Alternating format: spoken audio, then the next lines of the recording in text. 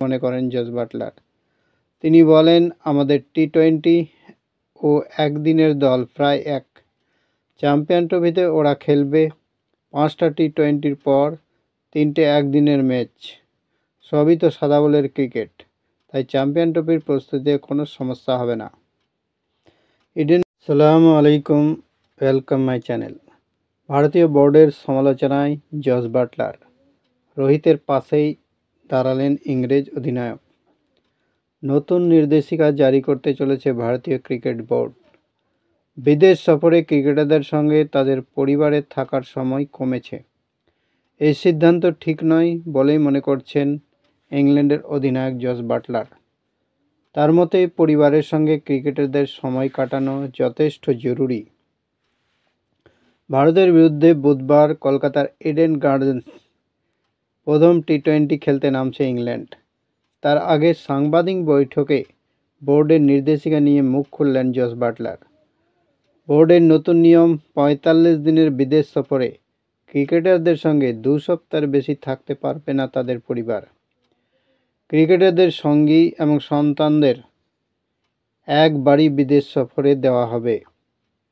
গেলেও 2 সপ্তাহের বেশি থাকতে পারবে না তারা। এই সময়ের সব খরচ বোর্ড দেবে। যদি কোনো কারণে কেউ বেশি দিন থাকেন, তাহলে সেই খরচ ক্রিকেটারদেরকে দিতে হবে। কোচ, অধিনায়ক এবং ম্যানেজারদের ঠিক করে দেওয়ার দিনেই শুধুমাত্র পরিবারের লোকজন আসতে পারবেন। ব্যতিক্রম হলে আগে থেকে জানাতে হবে। ক্রিকেটারদের পরিবারকে বাদ দিয়ে অন্য কাউকে তাদের সঙ্গে দেখা করার অনুমতি দেবে না বোর্ড। এই নিয়ম ঠিক নয় বলে মনে করেন জস বাটলার। ইংল্যান্ড অধিনায়কের মতে, ক্রিকেটারদের মানসিক স্বাস্থ্যের জন্য পরিবারের কাছে থাকা জরুরি। তিনি বলেন, আমার মনে হয় এই আধুনিক যুগে বিদেশ সফরে ক্রিকেটারদের সঙ্গে তাদের পরিবারকেও যেতে দেওয়া উচিত।